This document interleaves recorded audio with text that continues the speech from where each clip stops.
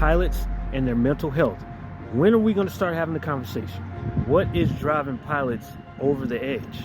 Really, what's driving pilots over the edge? When are we going to have the conversation? Why is mental health and being a pilot so taboo? We've got to talk about this. We've got to have programs in place to help pilots, to help people who have these issues going on. Today, this video is going to be a little bit different from how I normally do videos. As you can see, I'm not in the studio right now. I'm outside. It's been crappy all week with the weather, and this is the first day that the weather's finally broke and it's good, and I just want to be outside.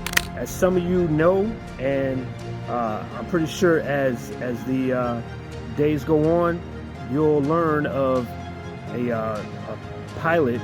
I don't know whether this pilot was a student pilot or how far advanced he was, but he went to ATP.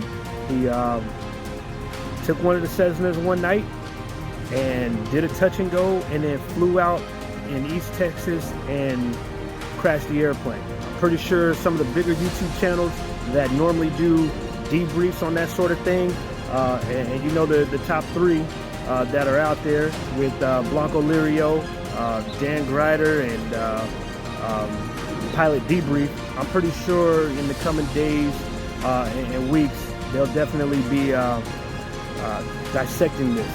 But I want to touch on the mental health aspect of it. You can go on Voss Aviation channel. You can hear the ATC communication. You know, this the student pilot to me didn't sound too well. You know, and he literally said, "I'm not going to communicate with you. I'm going to pull the comm circuit breakers, and I'm going to fly east into the clouds." I cannot speak for what this guy's mental state was, but I mean, you can put two and two together, okay?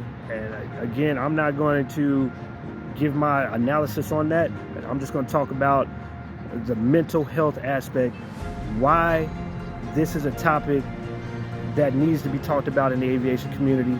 We need to open the dialogue.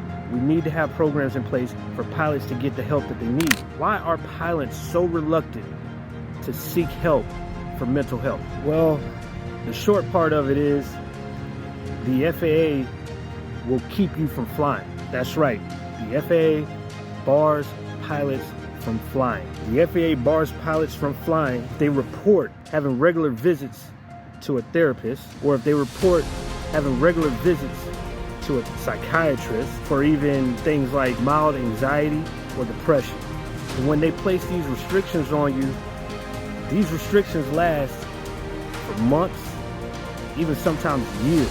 I know pilots that are former military, they've been deployed, and thank you to everybody who has served, who's gone down range, and you know, put it on the line for our country. When they come back after seeing what they've seen, you know, they need people to talk to, and it is looked down upon by the FAA for them having to go to where they got to go to in order to talk to who they need to talk to. And a lot of people are in a fight with the Aerospace Medical Division, trying to get their medicals back, trying to get their flying status back, and it is just absolutely wrong. It is just wrong.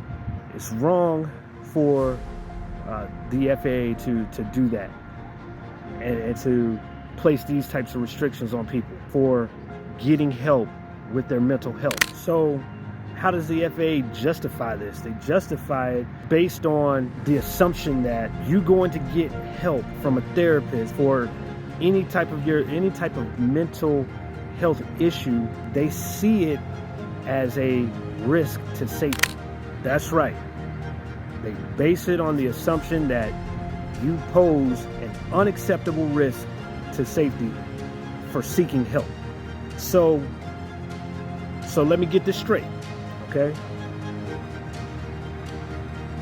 If you have, or if you're dealing with any type of mental health issues as a pilot, you are to remain quiet and continue to fly when you are dealing with mental health issues. That doesn't make any sense. Please make it make sense, right? You have resources that you can use to help you cope with these mental health issues, but if you do so, then your livelihood is at risk, your flying status is at risk. So the FAA wants you to not say anything and business as usual. So you got pilots flying airplanes right now that are really mentally, they need a break, because they're going to reach that point where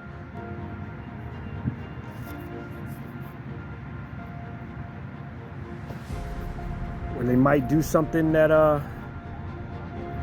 we're going to see in the news.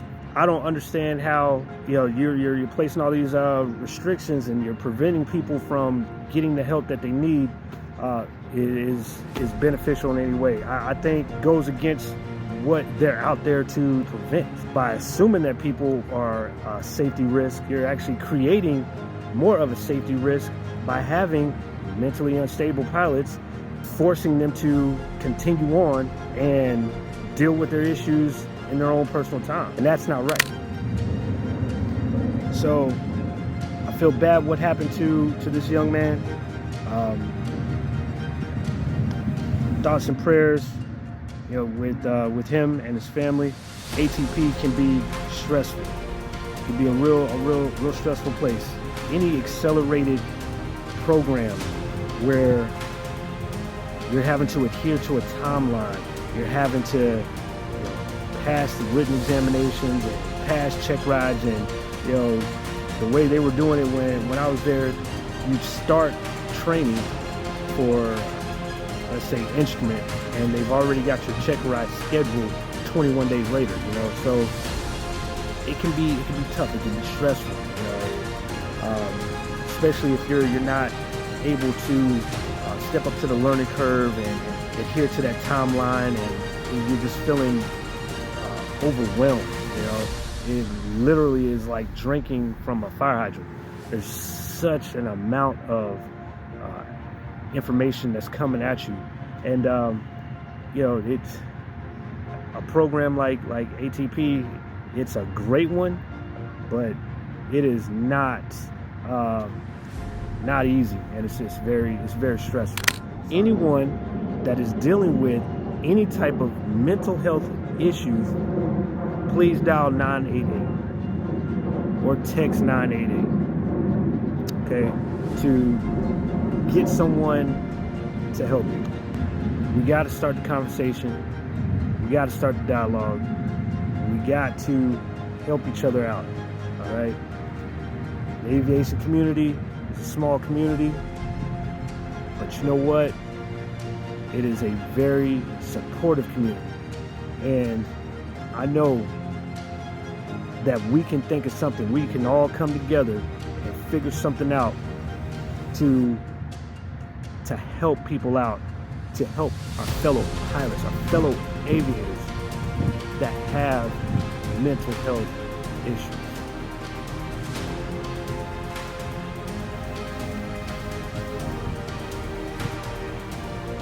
It's time to have that conversation. It's time to have that conversation now.